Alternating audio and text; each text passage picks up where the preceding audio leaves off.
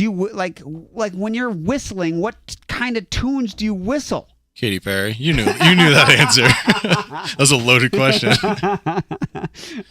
We're speaking with Parker Condit. That was a stupid question. Parker, you should never feel stupid for not here. You should feel young and embrace your youth. Even though it's slowly, I can see your plan unfolding open in front of me. My walk is far from over, strolling, holding on to pieces, the reasons I feel them chosen, rendered incomplete. A trophy far from worthy. Now I know it's standing. Can't you see? Whoa, can't you see what that woman, Lord, she been doing to me? See, you just don't even know how lucky you are. Yes, you're on. Yeah. Okay. You have no idea how lucky you are. Why? Because like that song that came out in the 70s, you've never heard it before, so it's like hearing it for the first time ever. Unfortunately, I have heard it before. Oh, dang it. What do you mean, unfortunately? That's a great song. It is, but I know the follow-up question is going to be, do you know who it is? And the answer is no. Well, then I feel like an idiot. I just assumed that you didn't know, and I thought, you're so lucky because you get to hear these songs and this music For the first time. For the first time, and you get to relive how great this music was. Now, you're out big. Now, you were at the X Games, and you saw LCD Sound System and Marshmello and all these great bands, right? Nope. No, I've never heard of any of these guys. I've heard of Marshmello. I know Method Man, Redman. I don't know. When I forget who else played when you're in the shower, do you whistle like Marshmello tunes or Method Man tunes? And I don't think anyone does that. yeah, it's electronica, isn't it? Like yeah. Yeah, it's just like I think I thought Marshmello was more just a DJ. I didn't know he actually. I don't know. Do you like when you're whistling? What kind of tunes do you whistle? Katy Perry. You knew that answer. That was a loaded question. We're speaking with Parker Condit. That was a stupid question. Parker, you should never feel stupid for not here. You should feel young and embrace your youth because don't ever feel stupid. It's awesome because. So who was that? That was Marshall Tucker Band. Okay. Good stuff. Yeah, I like that song. Oh, it's great. Now, do you know who Chris Stapleton is? Yes. He's great, too. He's on. Oh, who's he on a song with? Country dude. Oh, he's on a song with Justin Timberlake. Yes, that was Tennessee Whiskey. That's how I know him. Did you like that song? I did. That was at like last year's Grammys. Okay. Or something like that. And then this year he did it with Sturgill Simpson, did a song with Sturgill Simpson, which was great. I mean, this guy's great. I don't know any of his music, but every time I hear a song, I've never heard it before. Like, yeah, I'm like, just turn that up. just don't bother. I mean, when you have that cool of a voice, you need to be singing. Yeah, it makes sense. Yeah, I don't have it. I mean, nobody I know has it but him. Well, you're close. Yeah. Parker Condit with TAC, the Aspen Clinic in Basalt. As I thought you were going to get little Jesse in here. I was trying. He was skinny Jesse. He was still lifting.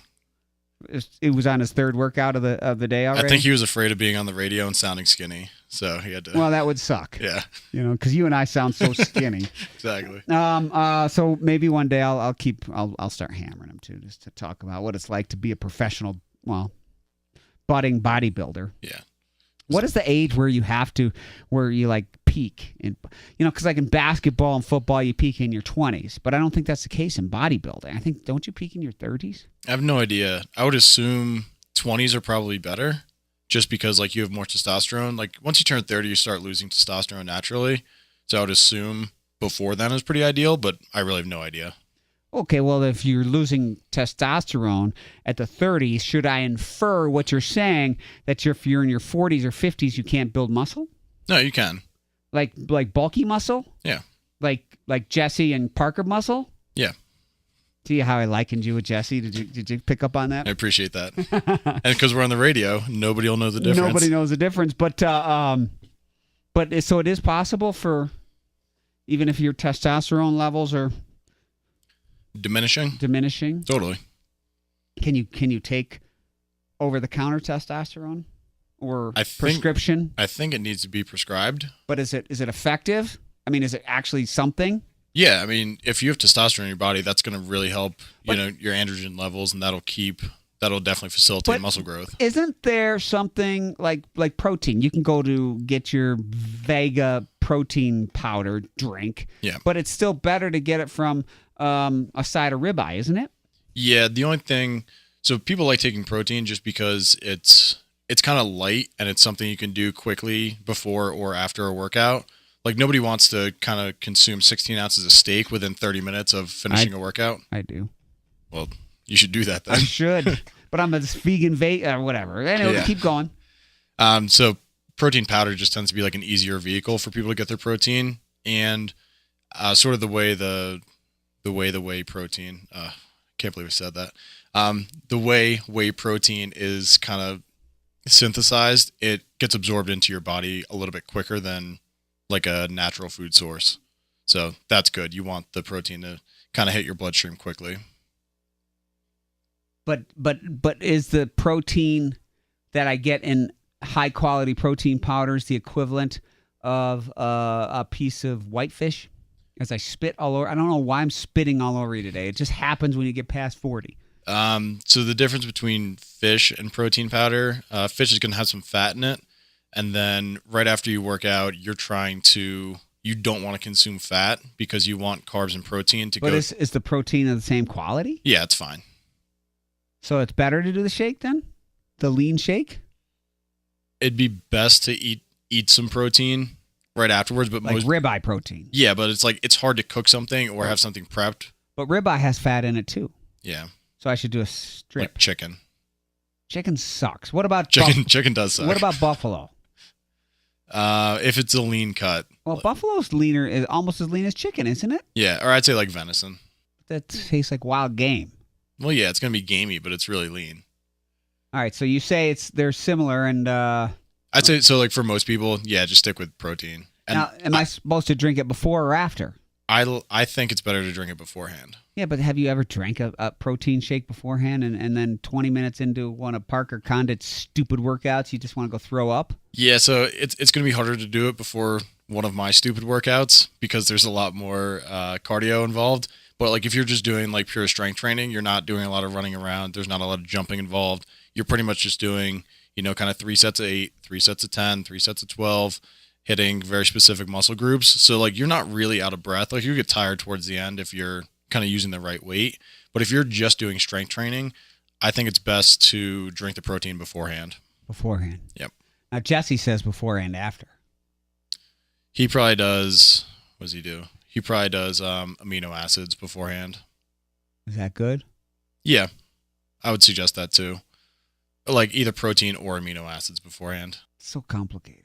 Yeah, I'm just going to cut it off there because I could explain a bit more, but it would really go into the weeds. Parker Condit over at the Aspen Clinic TAC in the Roaring Fork Mid-Valley. Now, you were talking, what is this that you're afraid of driving? What is this? I'm not afraid of driving. It's a reasonable concern. What is your concern?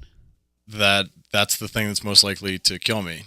That is the thing that is most likely to kill you. Yeah, so like we talked about this, I think it was maybe a month ago. Yeah.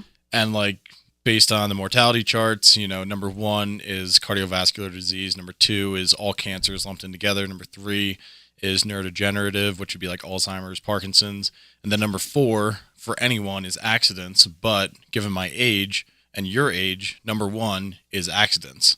So anyone in our age demographic is, that's the number 1. That was very generous of you to put us in the same age demo. I appreciate that. Well, under 40, your main concern should be getting in a car. Yeah. And being on the road. Yeah. So the other day I was pulling into TAC and it's like a left-hand turn, but then the left-hand turn going the other direction. Yeah. Like they had a green light, they started going, but our light was still yellow and they were turning. So like the light was off. Right. And that's just adding to my concern. I'm like, geez, now every time I turn, I have to check both lights, both directions to make sure I actually have a green light and the other lane has a red light. How close were you? I was turning, so I was stopped. And like nobody was coming, but if somebody was coming, it would have been perfectly legal for them to keep going because it was yellow, and the other person, they had a green, so they were both legal in what they were doing. So yeah, that was just adding to my stress about driving. Your stress level. Okay, so you say cardiovascular disease is the second. Cardiovascular disease is number 1. Number 1 by far. What does that mean? Heart disease. Now, that's what my fear is. Heart disease. That's why I try to get my heart rate to levels where I'm not supposed to be because I'm too old to have them up that high. But is that my way to prevent cardiovascular disease by getting the blood pumping through there so that is able to wash away the the calcium or whatever deposits that build up in our hearts? So it's not really that. It's I'm actually gonna knock. It's been my whole strategy for 10 years, and you're telling me I'm not doing it right? No, that's definitely one of the things. I'm not gonna explain what heart disease actually is because it's why? Dumb it down. I can't.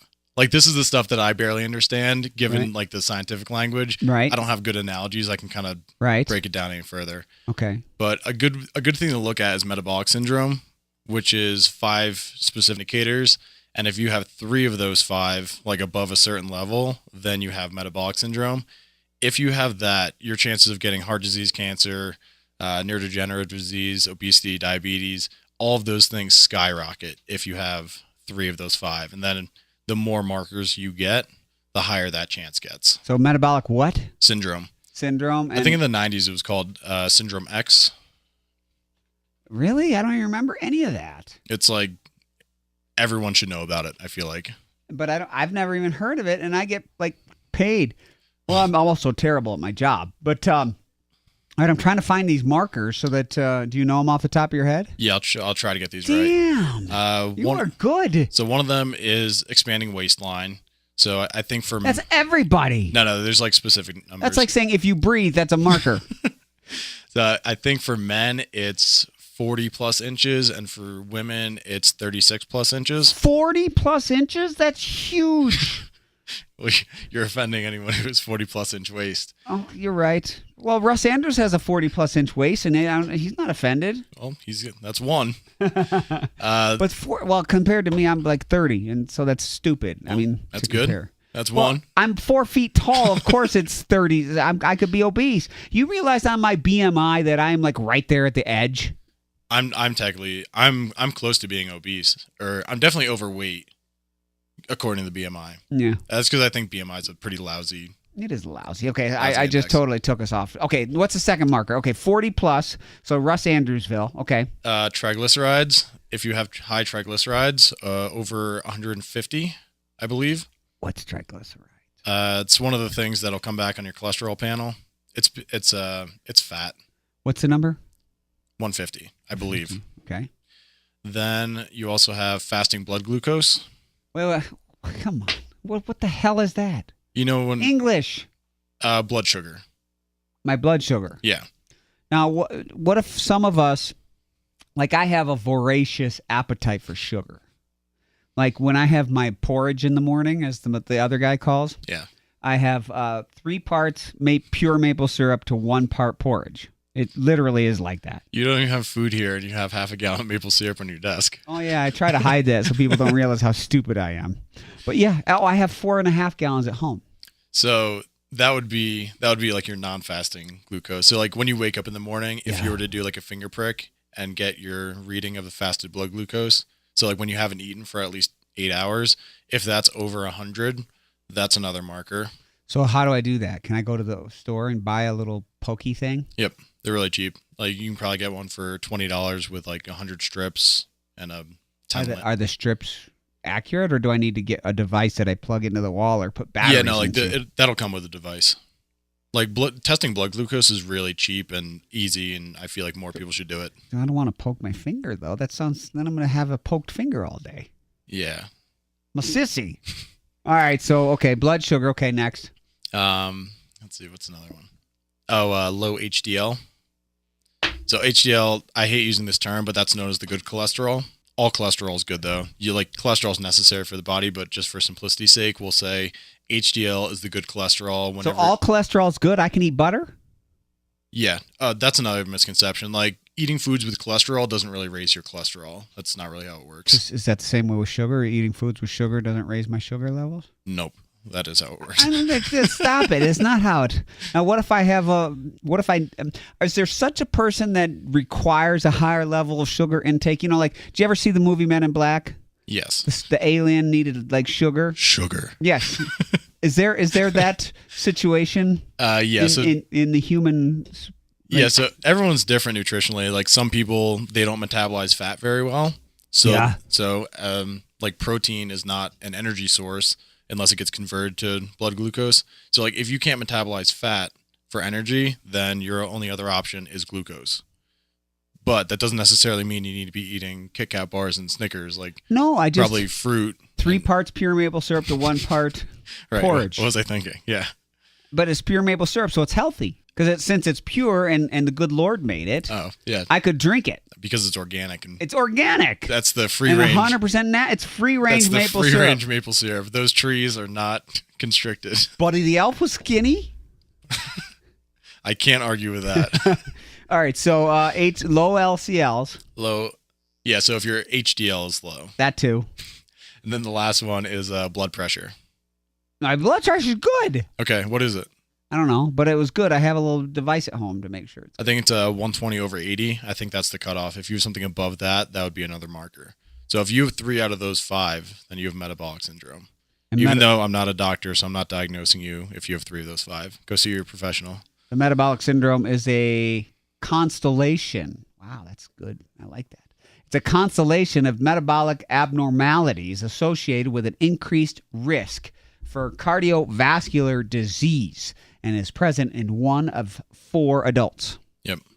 That, according to some website I can't pronounce. So that kind of makes sense because cardiovascular, so like of all deaths, cardiovascular disease is like 23 or 22%. So like more than 1 out of 5, which is kind of crazy. I feel like heart disease doesn't get enough attention. It doesn't, and it kills most of us. Now, when you say it kills most of us, you're talking more about people that are getting, dead past 60, right? Everyone. But most of them are getting dead past 60, right? Yeah. Yeah, like the older you get, the more likely it is that that's going to happen. Anyway, that's just why you kind of got to go to... What is it that... I mean, exercise alone, though, won't fix this? So exercise is good for the expanding waistline. That'll help with basically weight loss. Also with the blood pressure, exercise is good for HDL, triglycerides. That's more of a metabolism thing. And then blood glucose. Blood pressure, real blood glucose. Yeah. So yeah, exercise is good with that as well because that'll help kind of shunt any extra blood glucose in your body to. So what you're saying is I can drink as much of maple syrup as I want. I'm not saying that. Well, it's all natural. It's vegan. As long as if Buddy the Elf would drink it or consume it, it's probably fine. It's vegan. I can't argue with you there. Why is a spike to my blood sugar levels bad for me though? So when your blood sugar goes up, you don't want that blood sugar just like kind of hanging out in your bloodstream. Your body wants to like shuttle it to different places. Yeah. So it can shuttle it to the muscles. That's one place it gets stored and stores glycogen in the muscles.